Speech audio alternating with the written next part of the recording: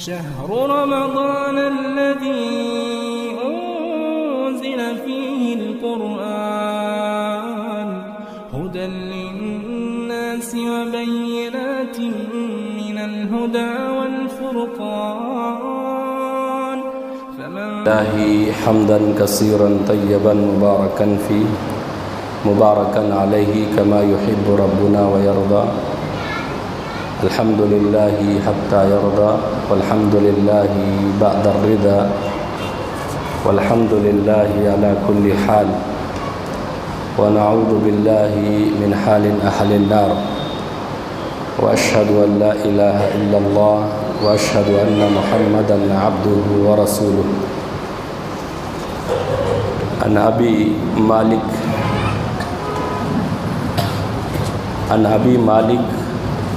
بن عاصم الأشعري رضي الله عنه قال رسول الله صلى الله عليه وسلم الطهور شطر الإيمان والحمد لله تملأ الميزان وسبحان الله والحمد لله تملأ ما بين السماوات والأرض الصلاة نور الصدقة برهان الصبر ضياء القرآن حجة لك وعليك كل الناس يغول فباعي نفسه فموثقها أو موبقها رواه مسلم. حضرات و حاضرین، رب کریم کا بے انتہا شکر، اس کی مہربانی سے ہمارے 5 روزے چھٹی تراویح مکمل ہوئی. اللہ سے ہم دعائیں کرتے کہ اللہ تعالیٰ ہماری اس تراویح اور ہمارے اس روزوں کو اللہ تعالیٰ شرف قبولیت سے نوازے اور اس کے ذریعے سے اللہ تعالیٰ ہماری زندگی میں خیر و برکتیں نازل فرمائے. میں نے آپ کے سامنے صحیح مسلم کی ایک بڑی حدیث پڑھی ہے. سب سے پہلے آج کے درس میں جو بنیادی بات ہے جو ہم تمام اپنے ذہن میں بٹھا لیں کہ اللہ کی ہمارے اوپر بے شمار نعمتیں ہیں. ایک انسان اللہ کی نعمتوں کو شمار کرنا چاہے وہ شمار نہیں کر سکتا. بے شمار نعمتیں اللہ نے ہمیں عطا کی ہیں. جو بے شمار نعمتیں ہیں ایک انسان اس کو حساب نہیں کر سکتا، گن نہیں سکتا. ان میں سے سب سے بڑے اور سب سے عظیم 2 بڑی نعمتیں اللہ نے ہمیں دی ہیں. ایک ہے اللہ کا کلام، دوسرا ہے اللہ کے نبی جناب محمد رسول اللہ صلی اللہ علیہ وسلم کی سنت، جسے حدیث کہا جاتا ہے، جسے احادیث کہا جاتا ہے. یہ 2 بڑی نعمتیں ہیں اور یہ دین کی سب سے مضبوط چیزیں ہیں. ایک انسان اگر ایک مومن، ایک مسلمان ان 2 چیزوں کو اپنائے، ان دونوں چیزوں کو لاگو کر لے تو اس کی نجات ہے. بہت سارے لوگ دنیا میں ہیں، ان کا ایک طرز ہے، ان کا یہ ماننا ہے کہ ہمارے لیے قرآن کافی ہے، اللہ کا کلام ہمیں کافی ہے، حدیث کی ضرورت نہیں، جسے اہل القرآن کہا جاتا ہے. یہ بھی باطل ہے، یہ بھی صحیح نہیں ہے. اہل القرآن صرف قرآن کو مان رہے نہیں ہو سکتا، ایمان مکمل نہیں ہو سکتا. ولو بالفرض اگر مان لے قرآن کو، قرآن کی پہلی یا دوسری سورت جسے ہم پڑھتے اس کی شرح کون کرے گا؟ الف لام میم ذالک الکتاب لا ریب فیہ ھدی للمتقین الذین یؤمنون بالغیب ویقیمون الصلاۃ. اس کی کون شرح کرے گا؟ غیب سے مراد کیا ہے؟ صلاۃ سے مراد کیا ہے؟ جب تک قرآن کو سمجھنے کے لیے حدیث نہیں لیتے آپ قرآن سمجھ نہیں سکتے. قرآن یہ اللہ کا کلام ہے، اس کی شرح حدیث، دونوں لازم و ملزوم ہے. بہت سارے لوگ قرآن کو مانتے، حدیث کو نہیں مانتے. بہت سارے لوگ حدیث کو نہیں مانتے، قرآن کو مانتے. بہت سارے لوگ قرآن کو مانتے، حدیث کو نہیں مانتے. یا حدیث کو مانتے ہیں تو قرآن کو نہیں مانتے، قرآن کو مانتے ہیں تو حدیث کو نہیں مانتے. اور بہت سارے لوگ دونوں کو نہیں مانتے، چل ہم بزرگوں کی بات کرتے، تو ایسا بھی ماننا غلط ہے اور ویسا بھی ماننا غلط ہے اور ایسا بھی کہنا غلط ہے، لیکن صحیح یہ ہے کہ میرا اور آپ کا دین اور میری اور آپ کی گارنٹی یا میری اور آپ کی ایمان کی حفاظت ان دونوں پر ہی ہے، قرآن اور حدیث پر۔ انشاءاللہ میں اور آپ ان دونوں کو انشاءاللہ اپنی زندگی میں لاگو کر سکتے ہیں، یا تو ہم مانیں گے قرآن کو یا ہم اس کو مانیں گے جو قرآن جس پر نازل کیا گیا ہے، اللہ کے نبی جناب محمد رسول اللہ صلی اللہ علیہ وسلم کی سنت۔ چلیے آگے بڑھتے، سنت کس کو کہتے ہیں؟ یا یوں آپ اپنے دماغ میں ایسے سمجھ لیں، ماحول میں ایسا ہے، حدیث کس کو کہتے ہیں؟ حدیث اللہ کی بات کو اور اللہ کے نبی جناب محمد رسول اللہ صلی اللہ علیہ وسلم کی بات کو کہا جاتا ہے، یا سنت نبی کا طریقہ، نبی کا راستہ، وہ کام جو ہدایت کی طرف لاتا ہے اس کو سنت کہا جاتا ہے۔ یہ حدیث کی کتنے قسمیں ہیں؟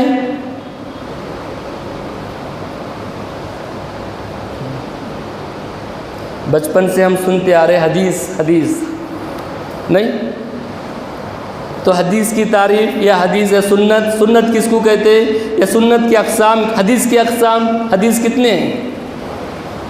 حدیث 3 طرح کی ہیں، اسے ذہن نشین کر لیں۔ حدیث 3 طرح کی ہے، اور ایک اس میں ایڈ بھی کر لیں، حدیث قدسی 4۔ حدیث کہتے ہیں ایک قولی حدیث، یہ حدیث کی ایک قسم ہے جس میں اللہ کے نبی علیہ الصلوۃ والسلام حکم دیتے، پوری حدیثیں یہ حکم میں شامل ہوتی۔ جو قولی حدیث، کیا حکم ہے؟ اللہ کے نبی جناب محمد رسول اللہ صلی اللہ علیہ وسلم کی حدیث ہے، من کان یؤمن باللہ والیوم الآخر فلیقل خیرا او لیصمت۔ جو کوئی انسان اللہ پر، آخرت کے دن پر ایمان رکھتا ہے، اسے چاہیے کہ تو بھلے وہ بھلی بات کہے یا نہیں تو خاموش رہے، یہ حکم ہے۔ جیسی پوری حدیثیں حکم میں ہے، بہت ساری حکم ہے، اللہ کے نبی علیہ الصلوۃ والسلام کا بہت سارا فرمان ہے، حکم میں بہت ساری چیزیں، اور یہ بات ذہن میں بٹھا لیں۔ آپ کے لیے حدیث میں دے رہا ہوں، اور بہت اچھی حدیث آپ کو دیتے، اور شوق بھی ہو ہمارے اندر حدیث کا علم حاصل کرنے کا۔ روزانہ ہمیں ایک اپنی زندگی کا لائے عمل بنائے، جیسے ہم نے کہا کہ قرآن کا پڑھنا، پڑھانا، سیکھنا، سکھانا ثواب ہے، ایسے ہی حدیث کا پڑھنا، پڑھانا، سکھانا، عام کرنا بھی ثواب ہے۔ پیارے نبی صلی اللہ علیہ وسلم کی ایک بہت پیاری حدیث ہے، چھوٹی حدیث، اسے آپ کے سامنے شیئر کرتے، اسے یاد رکھ لیں۔ اللہ کے نبی علیہ الصلوۃ والسلام نے فرمایا، نظر اللہ امرأ سمع منا حدیثا فحفظها وعدها۔ اگر کوئی انسان خوش و خرم رہنا چاہتا ہے اپنی زندگی میں، خوشیاں ہی خوشیاں دیکھنا چاہتا ہے، وہ چاہیے کہ اللہ کے نبی علیہ الصلوۃ والسلام کی حدیث کو سنے، بعینہ ہی اسے ویسے ہی یاد کرے اور اسے لے جا کر دوسروں تک پہنچائے۔ ہم کیا سمجھے؟ قرآن کا الگ، جیسے میں نے کہا نا، قرآن بس ثواب نہیں، حدیث کا پڑھنا، پڑھانا، اس پر عمل کرنا، اس کی تبلیغ کرنا بھی سنت ہے، اس کا تبلیغ کرنا بھی اجر ثواب ہے۔ ایک ایک حدیث کے لیے محدثین نے کتنا دور دور کا سفر کرتے معلوم ہے؟ امام بخاری کو آپ سنے نہیں سنے؟ امام مسلم کو آپ سنے؟ امام ابو داؤد کو آپ نے سنا؟ امام ترمذی کو آپ نے سنا؟ سنن ابن ماجہ کو آپ نے سنا؟ کئی ائمہ محدثین زندگی پوری انہوں نے حدیث کو جمانے اور حدیث کی تدوین اور حدیث کو عام کرنے میں لگا دیا۔ ہمارے 1-2 حدیثیں سننے کے لیے وقت نہیں ہمارے پاس، 1-2 حدیثیں، 3 حدیث سنیں گے، 4تھی حدیث پر باہر جا کر بحث ہوتا ہے۔ بہت ٹائم لیا آج مولوی صاحب، کیا کہ دبا کھا کے آئے دیکھیں گی بول، ایسا لگتا نا۔ یہاں زندگی محدثین پوری زندگی لگائی، رات دن کی محنت کی، دور دراز کا سفر کیا۔ کسی کے پاس اگر مدینے میں ہے، کسی کے پاس بغداد میں حدیث ہے، تو مدینے سے چلتے چلتے گئے مدینے سے بغداد، وہاں جا کر حدیث علم سے۔ میرے بھائیو، آپ کے سامنے حدیثیں پیش کی جا رہی ہیں، آپ سنیں اسے۔ پیارے نبی جناب محمد رسول اللہ صلی اللہ علیہ وسلم نے فرمایا، اس انسان کو اللہ خوش رکھے، کس انسان کو؟ جو حدیث سنتا ہے۔ میری زندگی میں خوشی چاہتا ہوں، آپ اپنی زندگی میں خوشی چاہتے نہیں؟ تو حدیث سنو میرے بھائی، حدیث کا ایک بڑا فن ہے، آپ اس میں غوطہ لگاؤ، بیٹھو، حدیث کی کتابیں علماء کے جڑو، جن سے آپ کے تعلقات زیادہ ہیں ان کو پکڑ کے بٹھاؤ، بھئی ہم کو کچھ حدیث سنا بولے، ضرورت ہے، ایک ایک حدیث بڑی قیمتی چیزیں اس کے اندر ہیں۔ اللہ سے دعا ہے کہ اللہ تعالیٰ مجھے آپ کو حدیث کے سنانے، حدیث کے عام کرنے، حدیث کے پڑھنے پڑھانے کی توفیق عطا فرمائے۔ چلیے میں ایک حدیث پڑھا، اب وہ حدیث سناؤں، آج بات ختم کریں، کل پڑھائیں گے۔ کیا کریں گے؟ کل رکھیں گے ہم لوگ، وقت بھی ہو گیا نا، 10-15 منٹ کا بولو۔ حدیث کا ترجمہ سنا دیتا ہوں، ہاں عربی تو میں تو پڑھا، چلیے حدیث پڑھتا ہوں، اس کا ترجمہ بتا کر کے اپنی بات کو ختم کر دے۔ شوق پیدا کرو اپنے اندر، حدیث پیارے نبی جناب محمد رسول اللہ صلی اللہ علیہ وسلم کی زبانی مبارک سے نکلے ہوئے جملے میرے ہوئے، پیارے نبی صلی اللہ علیہ وسلم کی زبانی مبارک سے نکلے ہوئے یہ فرمودات، یہ ارشادات، یہ نبی کریم صلی اللہ علیہ وسلم کے مبارک زبان سے نکلے ہوئے مبارک کلمات ہیں، اسے ہم پڑھیں گے انشاءاللہ، اسے ہم سنیں گے۔ حدیث سناتا ہوں اور حدیث کا ترجمہ پڑھ دیتا ہوں۔ ان ابی مالک عاصم ابن الاشعری رضی اللہ تعالیٰ عنہ، حضرت ابو مالک عاصم بن اشعری رضی اللہ عنہ روایت کرتے کہ اللہ کے نبی جناب محمد رسول اللہ صلی اللہ علیہ وسلم نے فرمایا، کیا فرمایا اللہ کے نبی علیہ السلام نے؟ الطہور شطر الایمان، پاکی صفائی آدھا ایمان ہے۔ اس میں ہم تشریح کریں گے بعد میں۔ سبحان اللہ یا الحمدللہ میزان کو بھر دیتا ہے، الحمدللہ اگر بولے ترازو کا پلڑا بھر جاتا ہے نیکیوں کا۔ وسبحان اللہ والحمدللہ تملأ ما بین السماوات والارض، الحمدللہ اور سبحان اللہ کہیں گے آسمان اور زمین کے درمیان کوئی خلا کو پر کر دیتا ہے۔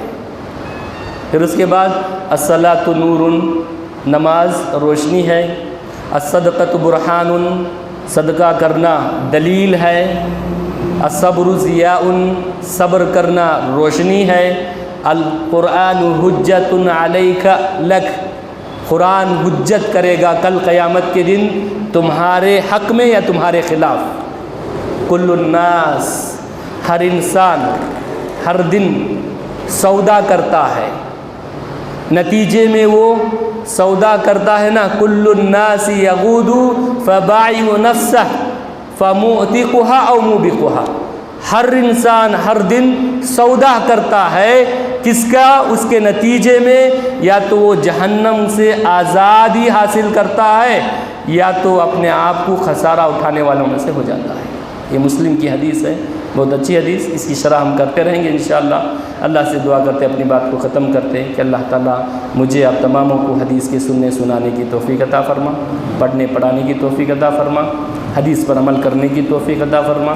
حدیث چھوٹی ہو یا بڑی، سنت چھوٹی ہو یا بڑی، ہر سنت پر ہمیں عمل کرنے کی توفیق عطا فرما۔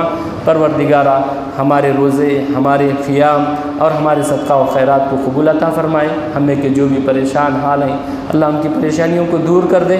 پروردگارہ جو بیمار ہیں ان کو صحت عاجلہ کاملہ عطا فرمائے۔ ہم تماموں کی روزی روٹی میں برکت عطا فرمائے، حلال کی روزی نصیب عطا فرمائے۔ اللہ جن کے گھروں میں پریشانیاں ہیں اللہ ان کی پریشانیوں کو دور کر دے۔ پروردگارہ جب تک دنیا میں رہے دین پر رہنے کی توفیق عطا فرما، جب ہمارا خاتمہ ہو ایمان پر ہونے کی توفیق عطا فرما۔ سبحانک اللہم بحمدک اشہد ان لا الہ الا انت استغفرک واتوب الیک۔